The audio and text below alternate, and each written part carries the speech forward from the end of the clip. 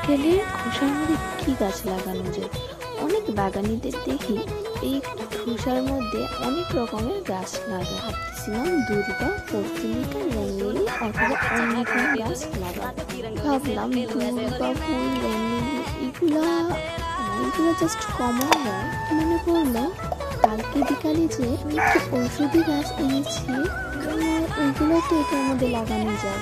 এটা আমি অনেক আগে 1 ঘন্টার মতন লাগে এটা ছিদ্র করেছি।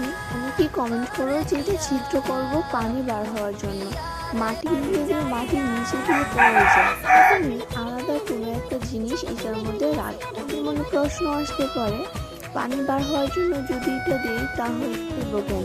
এটা দেওয়ার কারণ নিচে দিয়ে কারণ হলো জলগুলো নিচে দিয়ে যাতে না বার হয় আর মাটিগুলো নিচে দিয়ে না বার হয়, পানি এর নিচে দিয়ে অল্প করে যেতে পারে। ও কথা বলতে বলতে আমি গাছটা সুন্দর করে লাগিয়ে দিয়েছি।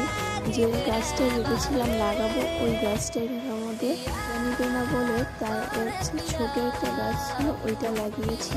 লাগানোর পর কত সুন্দর দেখা যাচ্ছে।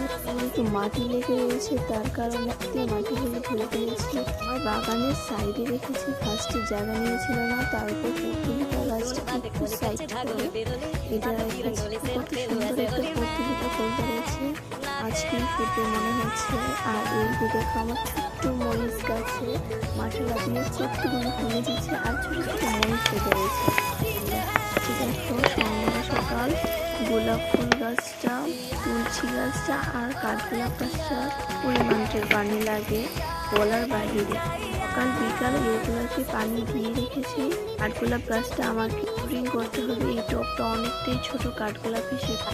বাকি যে গাছগুলো আছে এটা আমি পরে লাগাবো।